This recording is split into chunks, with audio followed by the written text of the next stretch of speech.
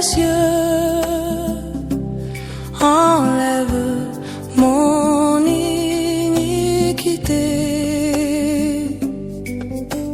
Regarde-moi du haut des cieux. Dis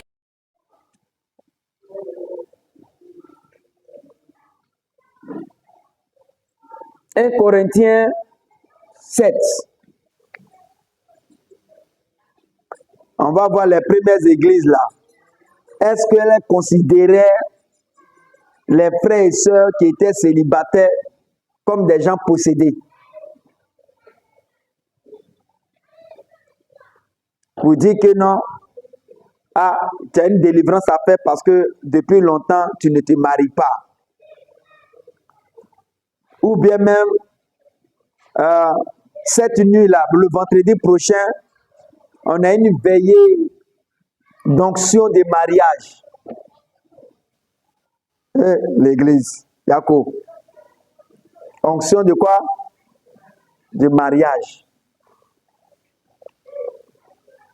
Parlons même de l'onction, allongée dans 1 Jean 2.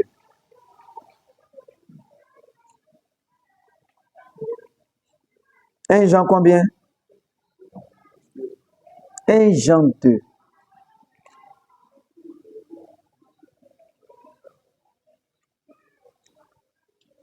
Un Jean 2, le verset 20.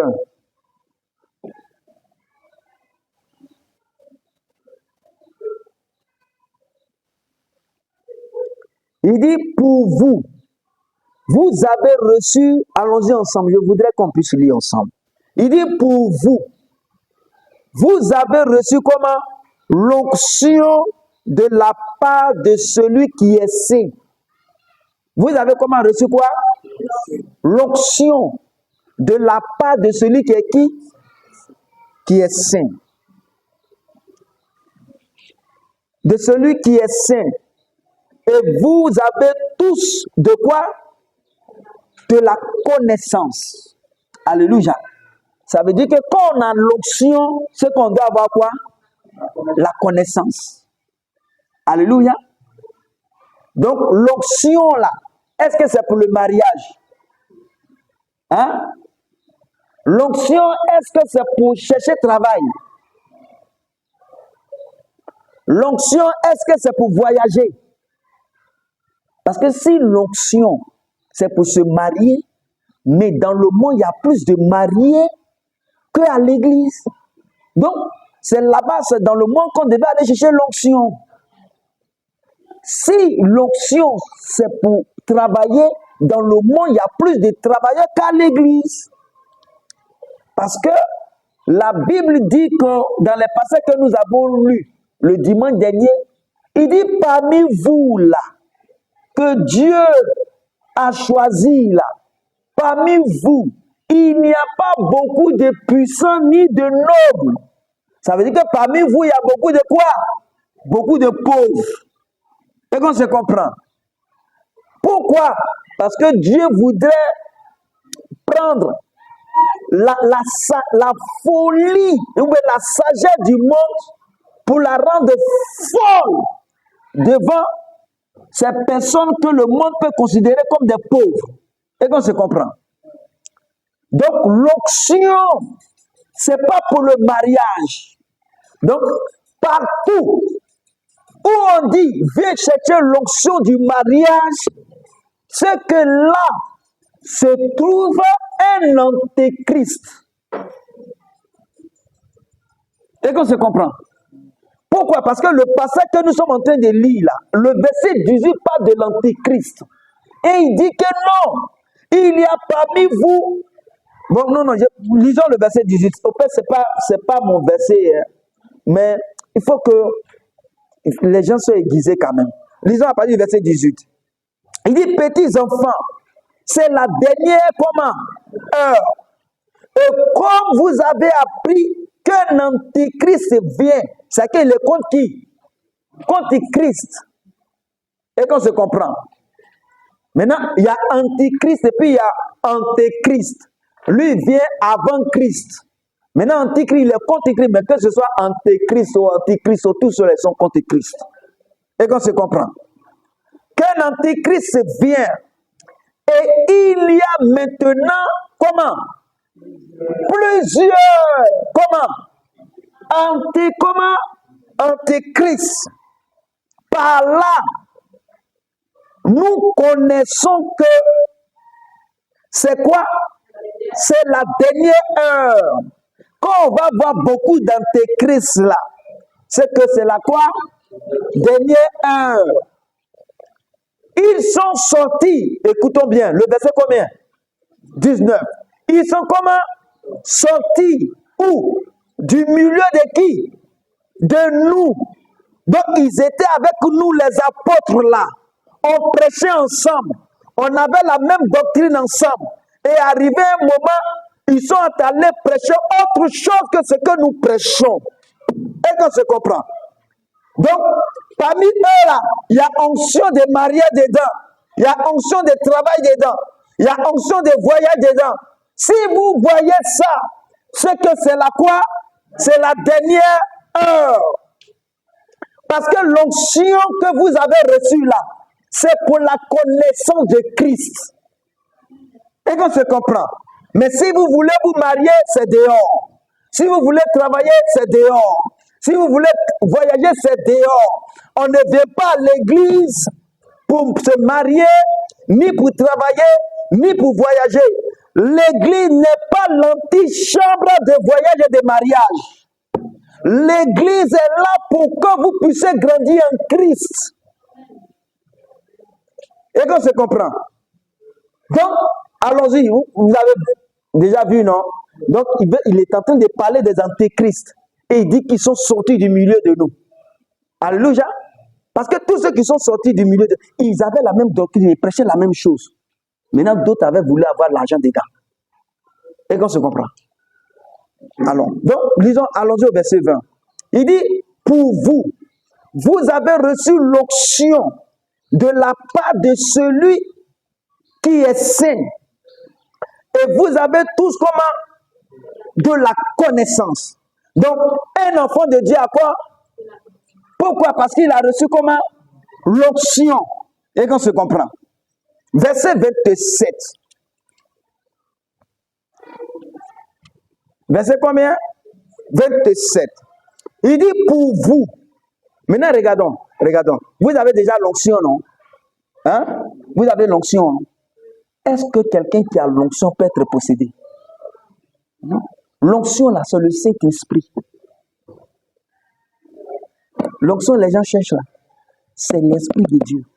Bon, bref, allons-y. Ce n'est pas mon thème. Verset 27. Il dit pour vous. L'onction, ça veut dire, il parle des enfants de Dieu. Hein? Donc, ça veut dire que pour l'enfant de Dieu, il n'y a pas à calculer. Est-ce qu'il a l'onction ou il n'a pas l'onction? L'enfant de Dieu, il a l'onction. Et qu'on se comprend. Et il ne se promène pas pour aller chercher l'onction. Il dit pour vous, verset 27, allons-y ensemble. Pour vous, l'onction que vous avez comment? Reçue de lui. Demain où? Non, reprenons. Demain où? Est-ce que ça s'en va et puis ça revient? Il dit ça comment? Ça veut dire que ça réside. Parce que l'esprit que Dieu donne là, il dit il demeurera éternellement avec vous. Donc l'onction, on ne paie pas l'onction et puis on ne vient pas la rechercher encore. Et qu'on se comprend. Donc pour un enfant de Dieu, dit que viens recevoir l'onction de quelque chose. Tu es dans la nappe, tu es dans la pollution spirituelle et tu es un antéchrist. On dit anak, pollution spirituelle, antéchrist. C'est embêté, on dit gougnon. Ça veut dire que tu es sorcier. Oui, parce que, regardons, vous savez pourquoi? Parce que quand on dit viens recevoir l'onction, en réalité, on t'a déjà dégradé. Vous savez pourquoi? Parce que dans ton esprit, tu vas penser que tu la paies et puis tu la retrouves une autre fois. Et qu'on se comprend. Tu la paies, tu la retrouves. Donc pour toi, c'est comme le salut là. Tu paies, tu la retrouves. Parce que l'Esprit de Dieu sort de toi et puis il revient quand il veut. Non. C'est pour ça qu'il a parlé en haut là-bas. Il dit que ce sont des antéchrists. Et qu'on se comprend. Ce n'est pas moi qui change, ce n'est pas moi qui dis, ce sont eux-mêmes. Il me fait comprendre, non? Maintenant, continuons. Il dit, je reprends, puis nous allons continuer. Il dit, pour vous, l'onction que vous avez reçue de lui demeure où ça? En vous. Et vous n'avez pas besoin qu'on vous enseigne. Mais, comme quoi, son onction, qu'est-ce qu'il nous enseigne? Son onction. Et qu'on se comprend. Donc, regarde, normalement, si nous avons tous le même cet esprit-là, on doit avoir quoi? Le même enseignement. Sincèrement. Alléluia. C'est vrai qu'au début, tu ne peux pas tout connaître en même temps. Mais tu peux tâtonner jusqu'à arriver à la connaissance. Oui, parce que pour que nous puissions arriver, on a tâtonné. Mais quand même, nous sommes arrivés là. Et qu'on se comprend. C'est ça. C'est ça. C'est ça.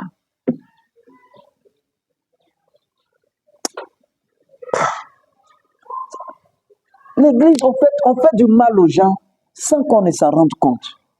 On fait du mal aux gens sans qu'on ne s'en rende compte. L'onction là, elle est définitive dans la vie d'un enfant de Dieu. Alléluia. Donc il dit, on est où ça? Il dit, verset 27. Et vous n'avez pas besoin qu'on vous enseigne, mais comme son onction demeure, comme son onction vous enseigne toutes choses, et qu'elle est véritable, et qu'elle n'est point un mensonge, il dit, demeurez où ça? En lui, selon comment? Les enseignements qu'elle vous a comment? Qu'est-ce qu'il vous a donné cet enseignement-là? C'est l'onction. Et qu'on se comprend. Maintenant, ceux qui ont écrit ça là, est-ce qu'une fois, ils ont fait appel aux fidèles pour dire, venez chercher l'onction de mariage? Hein? Non. Mais pourquoi est-ce qu'on ne peut pas faire? On ne peut pas faire les mêmes choses. Pourquoi? C'est qu'il y a quelque chose qui cloche. Alléluia. Donc, il n'y a pas onction de mariage. L'onction qu'on reçoit, c'est l'onction pour grandir en Christ. Alléluia. C'est l'onction de quoi? De la connaissance. Maintenant, lisons. 1 Corinthiens, notre passage d'appui. 1 Corinthiens combien? 1 Corinthiens 7. Pour voir est-ce que tous les célibataires, on les appelait devant pour dire, venez recevoir la délivrance la délivrance par rapport aux esprits de célibat, et puis vous allez recevoir en même temps l'onction. Écoutons bien. Donc, Paul parle ici. Il dit, pour ce qui concerne les choses dont vous m'avez écrit, et qu'on se comprend, ça veut dire que l'église de Corinthe a écrit une lettre à Paul sur le sujet que nous allons aborder maintenant. Mais le sujet que nous allons aborder, c'est le sujet du mariage. Et qu'on se comprend. Ça veut dire que pendant le temps où il a fait l'église et il a commencé à prier avec eux, ce sont des sujets qu'il n'a pas abordés avec eux. Et qu'on se comprend. Donc maintenant qu'il est parti et qu'au sein de l'église, d'autres désirent se marier, est-ce que on ne peut pas écrire à notre papa Paul là pour nous dire, comment est-ce qu'on doit faire pour pouvoir se marier? Donc c'est ainsi qu'ils ont écrit la lettre. Et puis maintenant, lui aussi, il a écrit la lettre pour que les gens puissent lire au sein de l'église. Il me fait comprendre, non? Voilà. Maintenant, on va voir, est-ce que dans cette lettre-là, il a dit non, faites d'abord les délivrances de tous ceux qui sont célibataires. Écoutons.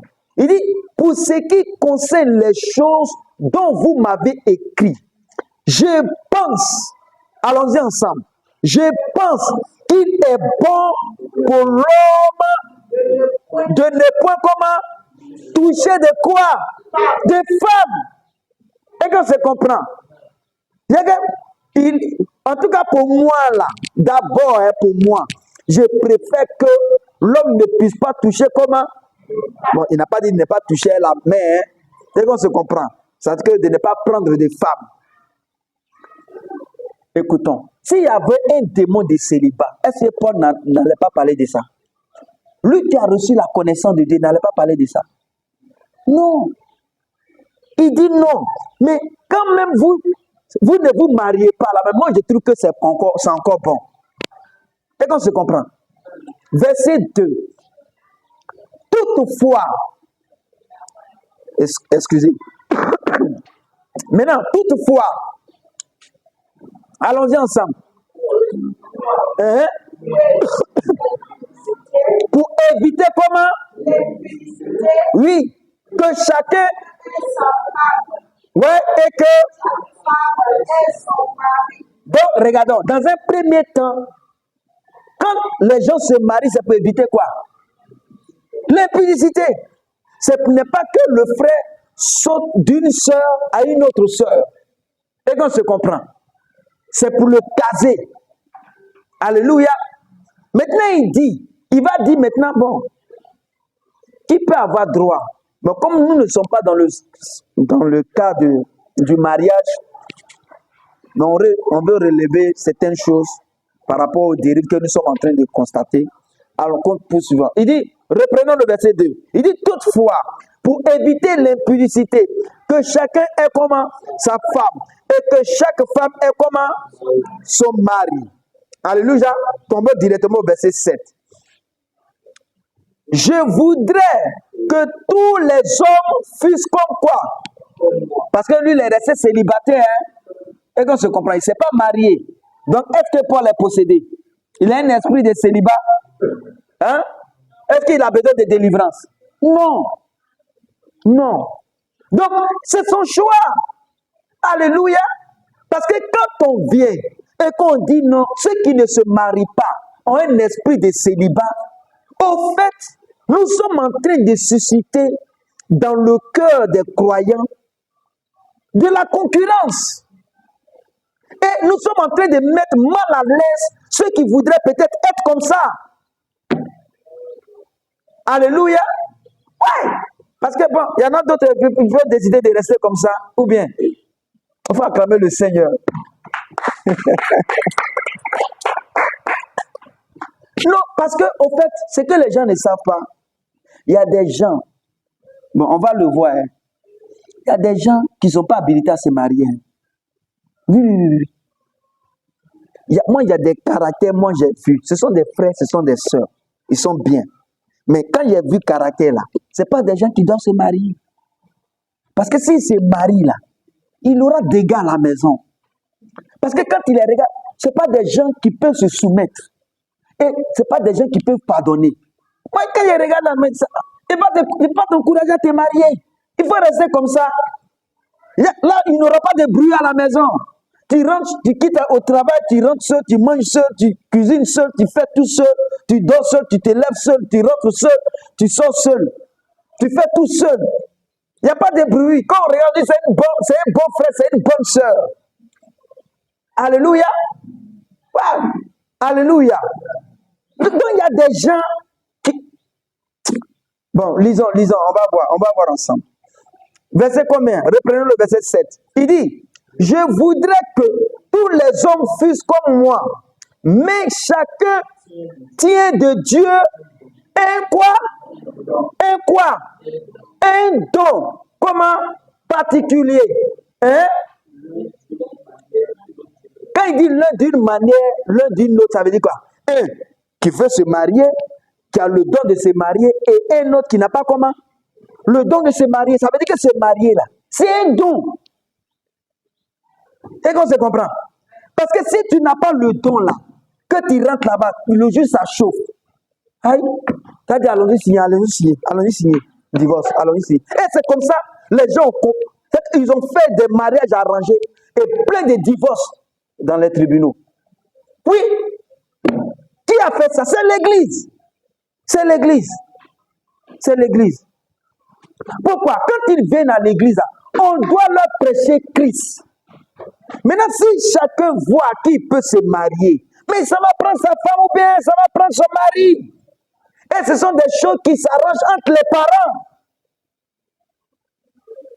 Le mariage n'a rien à voir avec l'église. Sincèrement, il n'y a pas un apôtre qui a célébré un mariage. De la Genèse jusqu'à l'Apocalypse, Abraham n'a pas célébré le mariage de son fils. Jamais. Le mariage a été célébré en famille quelque part là-bas. Et puis c'était des idolâtres, parce que c'est là-bas que là-bas est sorti. Est-ce qu'Abraham a dit, bon, Isaac, comme tu as envoyé ta femme là, venez, je vais prier pour vous. Il ne faut pas que l'esprit des térébintes là puisse habiter ton corps. C'est un truc de famille. Hey, Seigneur Jésus. Non, l'église a beaucoup à régler. On a beaucoup à régler. Et église. Donc, il dit, chacun tient de Dieu comment? Un don. Donc, Dieu t'a donné un don de te marier. Toi, là, tu peux supporter.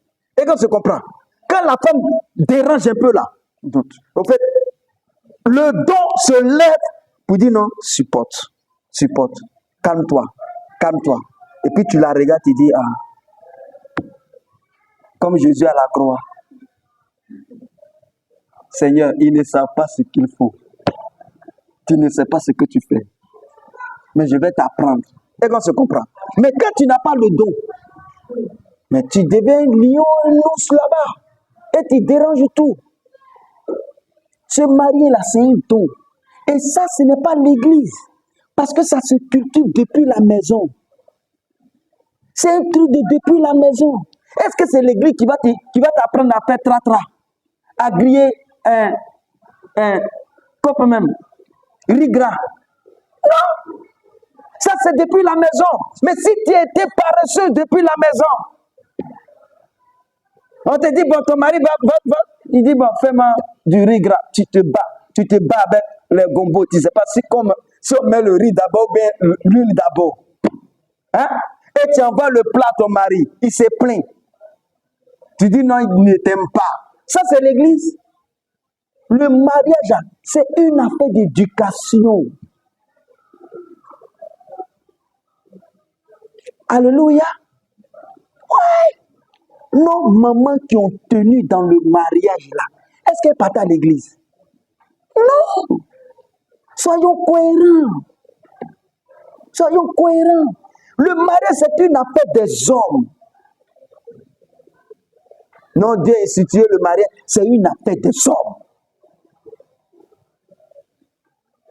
Le mariage qu'il a, c'est l'église et Dieu. Et Christ. Donc, on ne peut pas venir ici et stresser la vie des croyants avec ça. Non. S'il veut se marier, qui se marie. S'il veut se marier, qui se marie. S'il se connaît. Mais quand tu viens à l'église, c'est Christ qu'on doit te prêcher. Tu grandis en lui. Tu es mature en lui. Et quelqu'un même à qui on a enseigné Christ, là, on n'a même pas besoin de faire séminaire de mariage pour toi.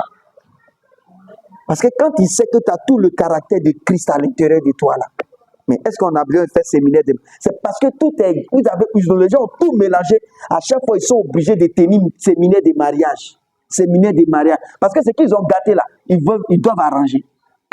Et au lieu de prêcher Christ, ils deviennent des coachs.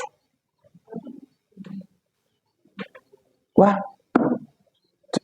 Tu as déposé ta touche de prédicateur pour prendre la touche de coach.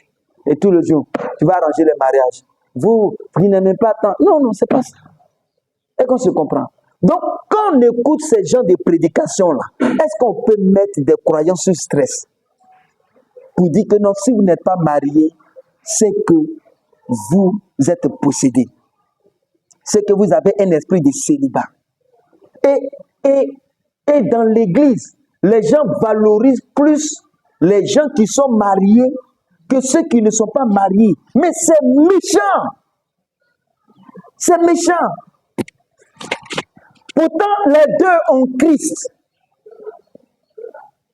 Jamais ça. Donc, continuons. Nous sommes au verset combien? Au verset 8. Il dit à ceux qui ne sont pas comment mariés et aux veuves. Je dis qu'il leur est bon de rester comme qui? Comme moi, Paul. Je ne suis pas marié. Alléluia. Ouais. Que le nom du Seigneur soit béni. Amen. Allons-y au verset 26 du même chapitre. 1 Corinthiens 7. Verset 20 combien? Il dit, voici donc ce que j'estime comment bon, à cause des temps comment difficiles qui s'approchent, il est bon à un homme d'être comment ainsi. Il ne faut pas se marier. Ainsi, continue au verset 27. Est-il lié à une femme? Est-ce qu'il a dit à des femmes? Bon, bref, ce n'est pas mon sujet. Est-il lié à une femme? Ne cherche pas quoi? À rompre. Au fait, si tu es rentré dans l'église, tu es déjà marié. Il ne faut pas chercher à gâter. Et qu'on se comprend? À rompre.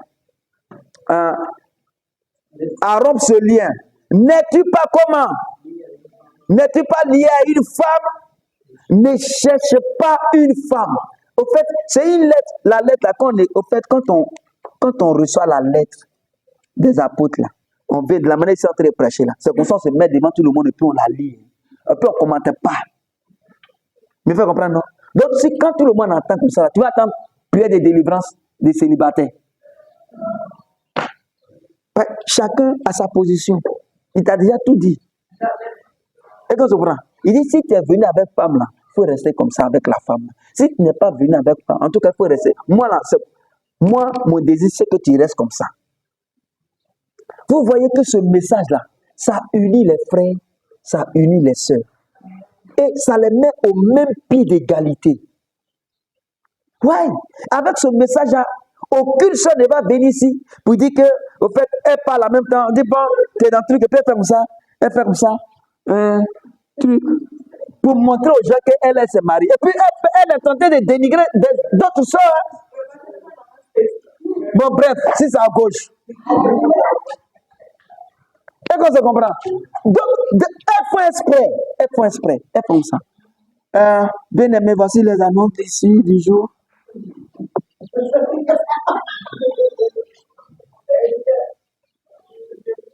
Ça, c'est pas un message de Dieu. Voici un message de Dieu.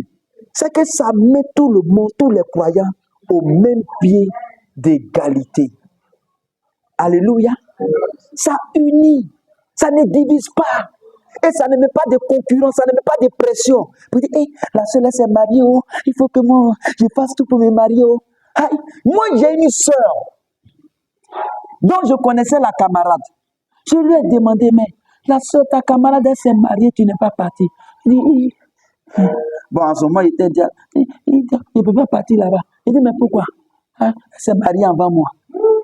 J'ai dit, donc tu es jaloux? Il dit, oui, c'est jalouse. Mais écoutons. Ça veut dire que le message qu'elle a entendu, c'est un message de comment? De jalousie. Ouais. Et c'est ta potesse d'après les gens. Tu n'es pas parti à son mariage. Pourquoi? Parce qu'elle s'est mariée avant toi. Donc, en fait, il faut des messages pour mettre ils embellissent, ils enrichissent l'ego, l'orgueil des gens. Non, mais tu ne peux pas attendre une lettre comme ça, tu finis de la lire et puis tu vas mettre la concurrence entre un frère.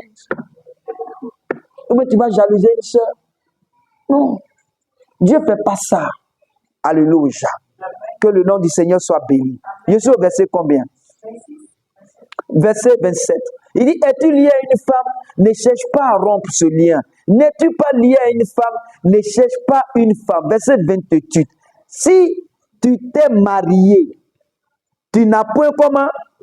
Tu n'as point péché. Et qu'on se comprend. Et si la Vierge s'est mariée, elle n'a point comment? Péché. En réalité,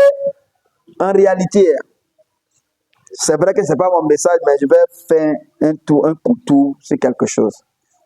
en réalité, en Israël, les mariages qu'on célèbre là, c'est les mariages des vierges. Et qu'on se comprend. Ça veut dire que si tu n'es pas vierge là, on ne fait pas ton mariage.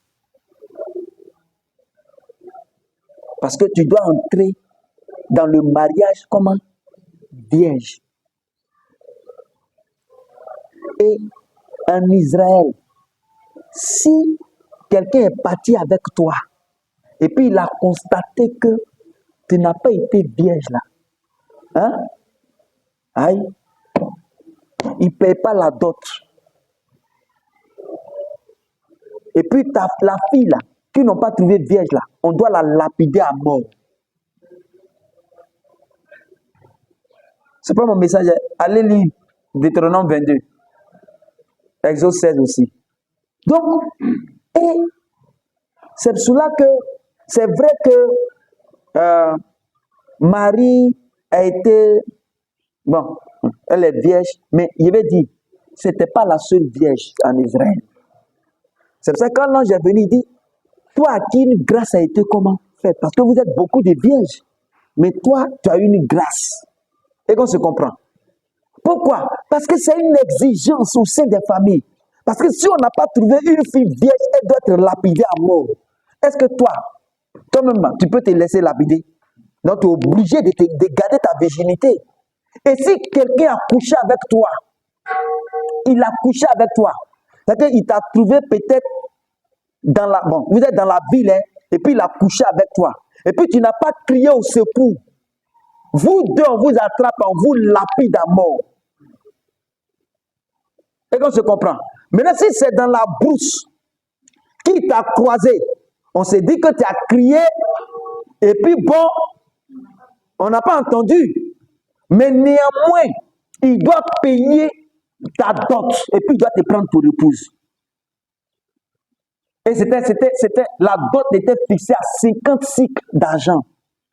Maintenant, comme il t'a violenté là-bas, là, on ajoute 50, donc ça fait 100 cycles. Parce qu'il t'a brutalisé. 50 pour la brutalité qu'il investit sur toi. et 50 pour la dot, ça fait 100 cycles d'argent. Et qu'on se comprend. Donc, le mariage, ce n'est pas un truc avec lequel on joue. Hein. Et le mariage, ton père peut dire, bon, on va arriver là-bas, ton père peut dire, moi, ma fille, là, je ne la marie pas. Et c'est le père seul qui a la décision. Même si tu dis que tu veux te marier, si ton père dit, tu ne te maries pas, là, il te garde vierge, tu dois rester vierge. Jusqu'à ce que tu quittes la terre. Maintenant, imaginons, si c'est nos églises d'aujourd'hui, là, mais ils vont bombarder ton papa de feu. La sorcellerie, dans la vie de mon père, brûler, consumer. À cause de quoi on dit, bon, pourquoi vous le consumez? Ils vont dire non, parce qu'il ne veut pas que sa fille se marie. Esprit d'opposition. Est-ce que vous comprenez? Oui. Oh, vraiment. Et c'est pour cela qu'il parle de virginité ici. Donc, reprenons le verset 28. Il dit, et puis, vous voyez, non, je vais dire quelque chose. C'est vrai que ce n'est pas mon sujet. Mais regarde, quand quelqu'un est parti avec toi et que ton père a su, celui qui est parti avec toi là, ton père peut dire non, c'est vrai, tu es parti avec ma fille, mais moi là, quand il regarde ta tête, je ne te veux pas. Donc je ne te donne pas ma fille. Mais néanmoins, il doit payer la dot là, de la virginité. Et qu'on se comprend. Donc, quand une fille n'est pas vierge, c'est-à-dire que elle on la prend. On dit, elles ont payé sa dot. Non, celui qui doit payer la dot, c'est celui qui est parti avec elle la première fois, là, c'est lui qu'on doit poursuivre pour payer la dot. Donc, voyez, le deuxième là, lui n'a rien à voir avec ça. Donc, lui peut te prendre. Bon, comme nous en Africains, Sinon, en Israël, il n'y a pas de dot à te donner. Il te prend. Bon, bref, on n'est pas israélite. Allons-y. Donc, ça, c'est la loi. Vous voyez comment la loi est, non? Bon, d'accord. Si, verset 28, si tu t'es marié, tu n'as point péché. Et si la Vierge s'est mariée, elle n'a point comment péché. Mais ces personnes auront comment? Allons-y ensemble. Ça, je veux qu'on lit ça. Allons-y ensemble. Mais ces personnes auront comment? Oui. Dans la chair. Ils auront comment? Ceux qui se sont mariés là. Paul dit, ils auront comment des tribulations. Ça veut dire que ça va chauffer dans le foyer. Donc, au fait, pour ne pas que ça chauffe et que tu dises, mais moi, je ne sais pas ce qui m'a pris. Il dit, il faut rester comme ça. Sinon, dans le mariage, là, au début, c'est doux, hein, mais là, ça va chauffer. Ils auront des tribulations dans la chair. D'après quelqu'un, il dit pas seulement, mais il ne sait pas ce qui m'a pris. Il dit, non, tu sais ce qui t'a pris. Alléluia. Ouais, parce que les échanges, les manquements, là, ça peut arriver. Ça peut arriver. Mais comme les gens le disent, ayez le cadio. Il faut avoir le don pour apaiser ça. Que le nom du Seigneur soit béni. Verset 29. Voici ce que je dis, frère. C'est que le temps est court. Que désormais ceux qui ont des femmes soient comment? Soient comme n'en ayant pas. Ceux qui pleurent comme ne pleurant pas. Ceux qui se réjouissent comme ne se réjouissant pas. Ceux qui achètent comme ne possédant pas. Et ceux qui usent du monde comme n'en usant pas. Car la figure de ce monde, comment? Passe. Alléluia. Alléluia. Tout ce qui est dans ce monde-là passera. Alléluia. Que le nom du Seigneur soit béni. Verset 32. Or, je voudrais que vous fussiez sans inquiétude. Alléluia. Parce que dans le mariage, tu peux être inquiet. Il dit, celui qui n'est pas marié s'inquiète des choses de quoi? S'inquiète des choses du Seigneur. Alléluia. Donc, quand tu n'es pas marié, normalement, le pasteur doit mettre l'accent dans ta vie sur quoi? Sur les choses de qui? Du Seigneur. Pas t'acculer pour dire, venez, venez, venez, on va prier pour vous. Il y a nuit d'onction de mariage. Et qu'on se comprend. Maintenant, il dit, celui qui n'est pas marié s'inquiète des choses du Seigneur. Des moyens de plaire à qui?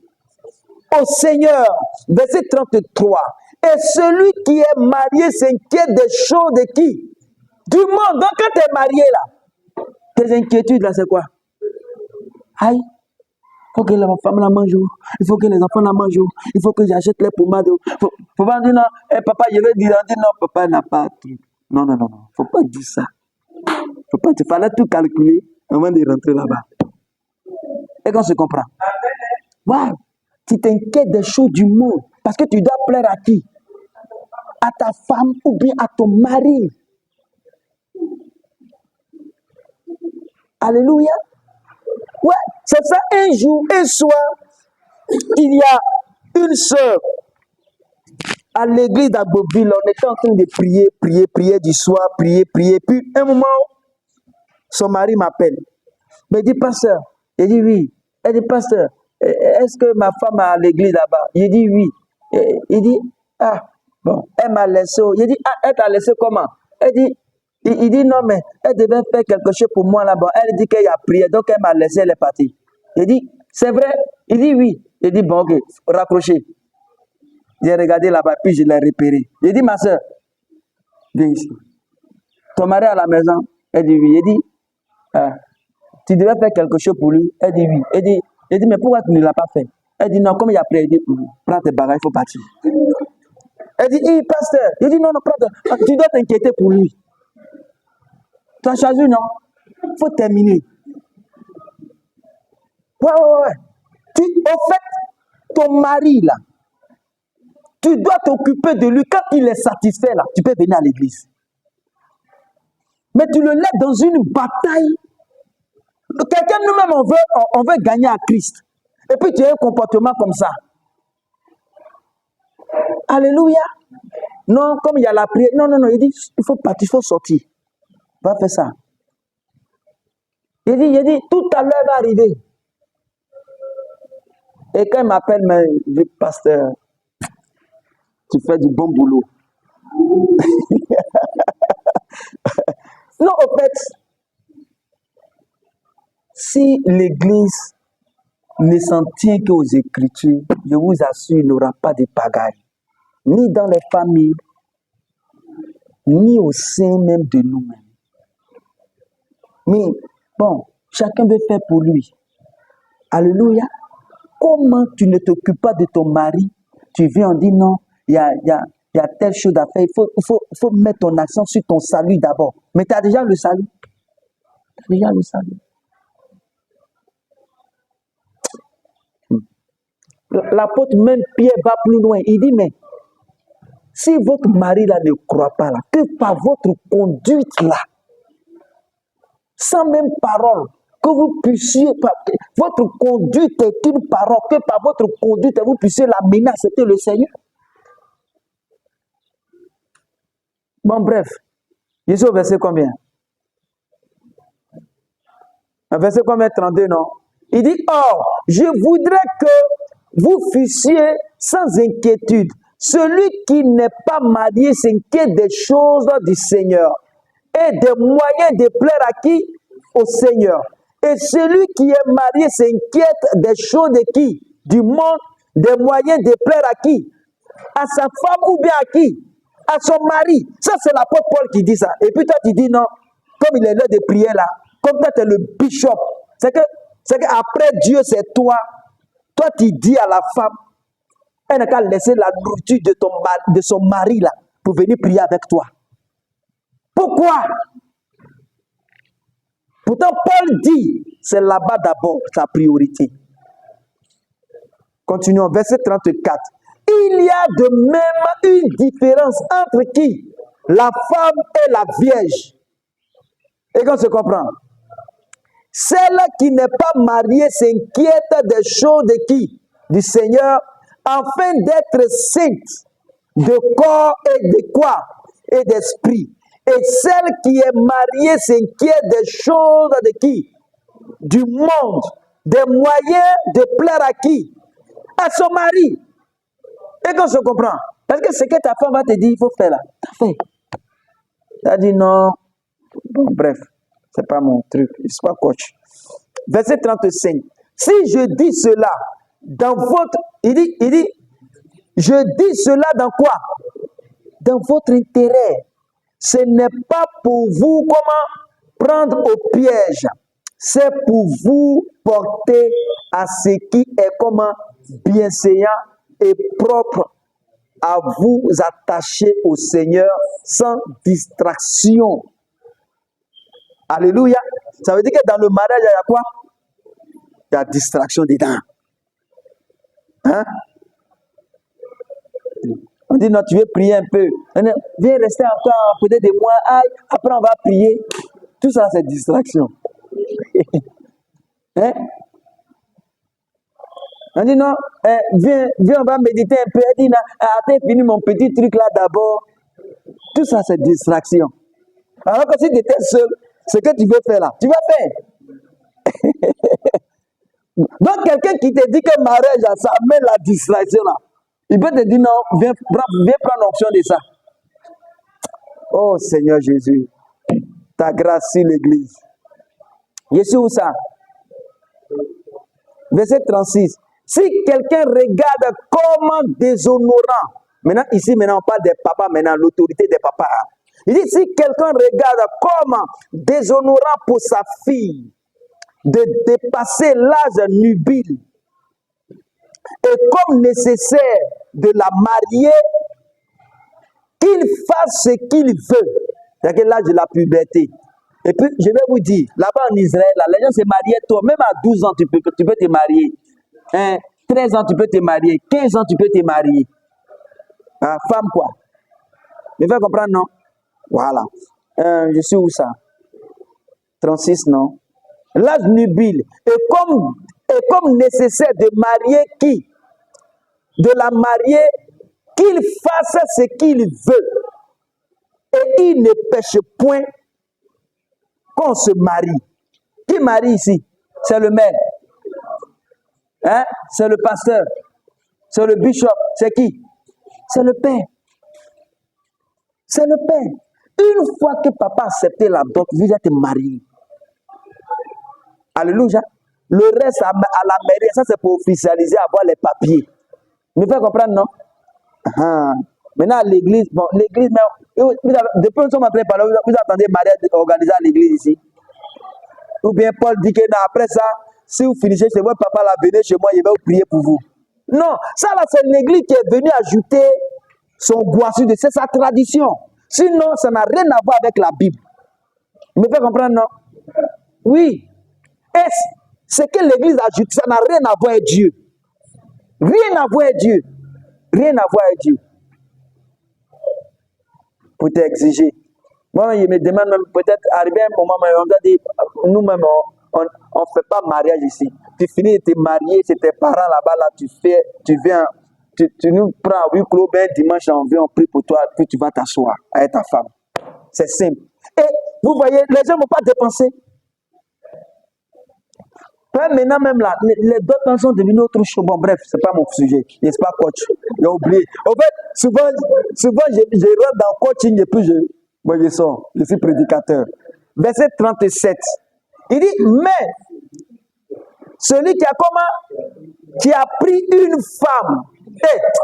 ferme résolution, sans contrainte, et avec l'exercice de sa propre, ici là on parle du papa, avec l'exercice de sa propre volonté, et qui a décidé en son cœur de faire comment? Allons-y ensemble. Ne dis pas que c'est Zégué Diop qui l'a dit. De faire comment? Répétez encore. De garder comment? Qui garde? Qui marie? Ah ben non. Donc si papa a dit que vous êtes marié là, qui veut de toi? C'est fini, vous êtes marié. Il n'y a pas appel de pasteur. Pasteur n'a même pas de mots à dire dedans. Rien. Rien. C'est dans ça, pasteur met sa bouche. C'est vrai que tous les mariages se gâtent là. Pas tout, pasteur, bon bref, pasteur a mis sa bouche. Oh, vraiment. On fatigue les gens. On fatigue les gens. Alléluia. Voilà, pour vous que ça ne soit pas devant le père de quelqu'un d'autre, que ce soit devant le père de la fille. Ou bien, si le père n'est pas le représentant, soit l'oncle de la fille. Ça, c'est légal. Hein? De garder comment? Sa fille vierge, celui-là fait comment? Bien. Verset 38. Ainsi, celui qui fait comme, allons-y ensemble. Celui qui marie sa fille, fait comment? Et celui qui fait comment? Fait comment? Être mieux et puis bien, là, c'est quoi qui est bon? C'est mieux, non? Donc, garder les chrétiens célibataires, c'est comment? On acclame le Seigneur. Non, on se tient debout puis on acclame le Seigneur. Oh, vous dites que tu adhères. Dis j'adhère. Dis au nom de Jésus-Christ, j'adhère. Mais je n'entends pas trop de paroles. Ou bien tu veux te marier. Alléluia. Vous voyez, la parole de Dieu là, elle est simple. Elle est simple. Sans compliquer. C'est une lettre, on vient, on lit et puis on n'interprète pas. Ça là, c'est clair. Alléluia. C'est papa qui marie. C'est fini. Non, si le bishop, si papa pasteur n'a pas parlé dedans, c'est qu'il ne marie pas. Ok, il n'a qu'à parler dedans, tu vas comprendre. Tu vas comprendre. Alléluia. Donc, se marier là, c'est un choix. Et le choix doit venir de qui? Normalement, selon les Écritures. C'est le Père. Donc, c'est-à-dire que La fille, elle n'a pas de droit. Donc, comme on est en Afrique, si toi-même tu veux te marier là, c'est que tu dois voir, est-ce que tu as le don ou bien tu n'as pas le don. Il ne faut pas arriver là-bas. Tu vas dire que non, tu ne sais pas ce qui t'a pris. Tu dois savoir ce qui t'a pris. Et tu ne dois pas divorcer. Alléluia. Ouais. Tu ne dois pas divorcer. Maintenant, si ça arrive d'en mettre, moi je vais te dire, il faut quitter le mari et puis tu restes. Aïe. Moi, il y a un gars qui avait voulu, on dit, bon, bref, ça là c'est bon. Mais quand il lui a dit, il a tenté un coup là, elle s'est ressaisie. Bon, bref, parce que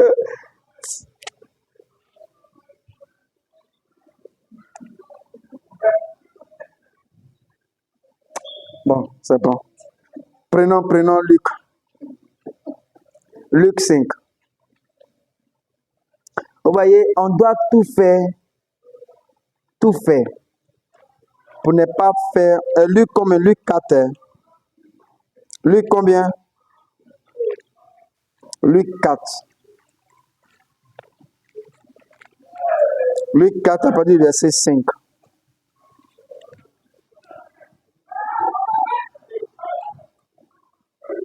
Dans les Écritures, il y a deux groupes.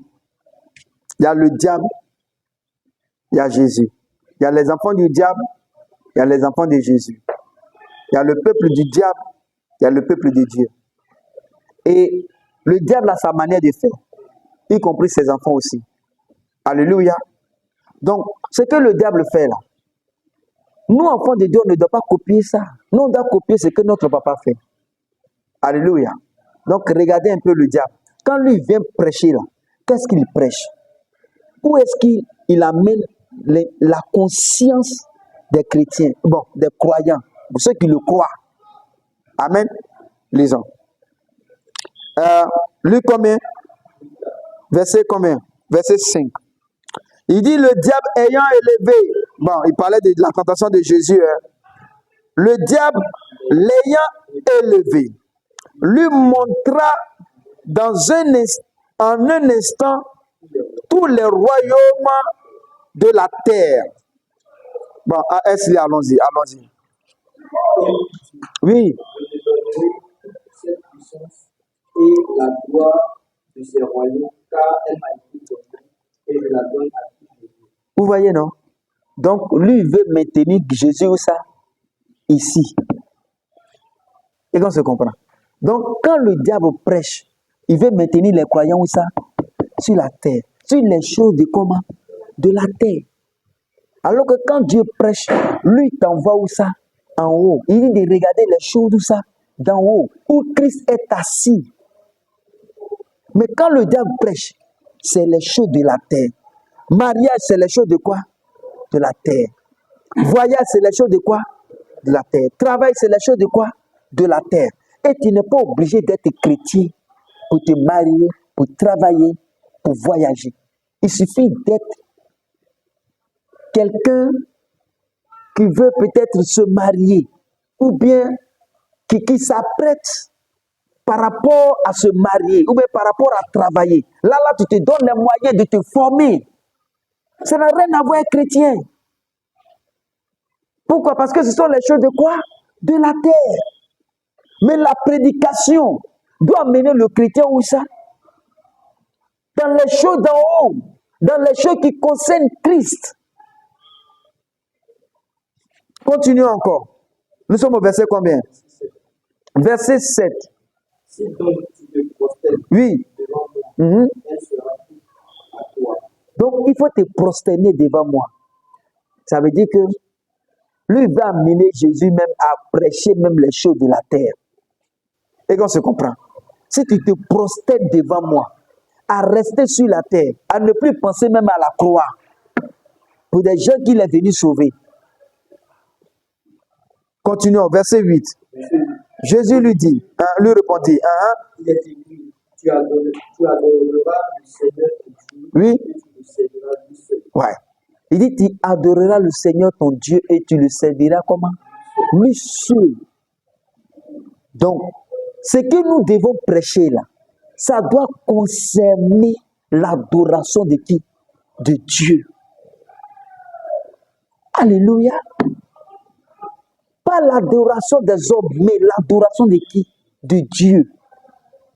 Et ce qui concerne l'adoration de Dieu, c'est Christ.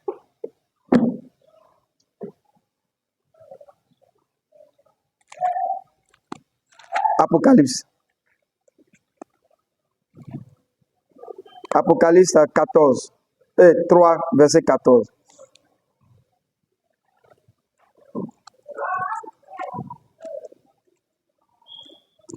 Est-ce qu'il faut prendre Apocalypse? Moi, je vais prendre Ézéchiel. Apocalypse 3, verset 14 jusqu'au 21. Allons-y, tu peux commencer. Écrit à l'ange de l'église de Laodicée. Voici ce que dit l'Amen. Vous voyez, cette église-là, ne prêchez pas Christ parce que Jésus était en dehors de l'église. Alléluia. Et Jésus frappait.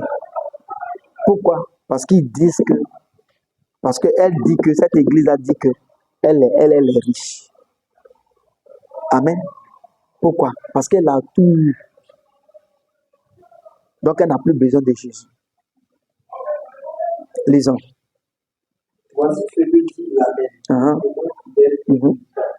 Le commencement de la création de Dieu. Je connais tes œuvres. Oui. Je sais que tu es ni froid, puisque tu es froid ou bien. Ainsi, parce que tu es tiède Oui. et que tu es ni froid ni bien, je te donnerai de ma vie. Oui. Parce que tu dis, je suis riche. Vous voyez, non? Voici ce qu'elle dit. Parce que tu dis comment? Je suis riche. Je suis riche. Et l'église de Laodicée, en réalité, c'est le comportement de la dernière église. Et c'est dans ça que nous sommes. Donc, les églises sont en train de chasser Christ pour laisser parler leur raisonnement et ce qu'ils veulent voir dans l'église. Il dit parce que tu dis, Je suis riche. oui, Je me suis enrichi. oui, Je n'ai besoin de rien. oui. Et parce que tu le sais. Il dit, je n'ai besoin de qui? De rien. Même Jésus, même, je n'ai pas besoin de toi. Et parce que tu ne sais pas que tu es malheureux. Oui, parce que, pourquoi? Parce que tu es malheureux, parce que je ne suis pas à l'intérieur de toi. Tu n'as pas la vie, tu es malheureux. C'est vrai que tu es riche, mais tu es malheureux spirituellement. Misérable, Oui. pauvre, aveugle et nu. Et nu. Je te conseille d'acheter de l'or et du Oui. afin que tu deviennes riche Oui. et des vêtements blancs afin que tu sois vêtu et que la honte de ta nudité ne te paraisse pas. Oui. Et qu'un folie ne pointe tes yeux afin que tu vois. Moi, je réponds et je châtie tout ce que j'aime. Oui. Aide donc du zèle et remets-toi. Oui. Voici, je me tiens à la porte et je frappe. Si quelqu'un entend Donc, Jésus se tient où ça? À la porte de cette église-là. Donc, ça veut dire que l'église des derniers temps, Jésus se tiendra où ça? À la porte. Donc, c'est ceux qui sont à l'intérieur, là, celui qui va le recevoir individuellement. C'est dans la vie de cette personne-là qu'il sera. Pourquoi? Parce que l'église, la dernière église, va mettre Jésus dehors par son comportement. Elle dit qu'elle est riche. Vous voyez? Vous pensez qu'il y a des prédications, nous pouvons prêcher pour drainer le monde. Parce que si on vient là, on prêche à chaque fois, notre message est centré sur le travail, sur mariage, sur délivrance, sur lien, sur voyage. Mais ça va bonder. Ça va bonder. Ça va bonder. Pourquoi? Parce que ça rend riche. Et parce que cette église avait être riche, elle ne veut plus du message du Christ.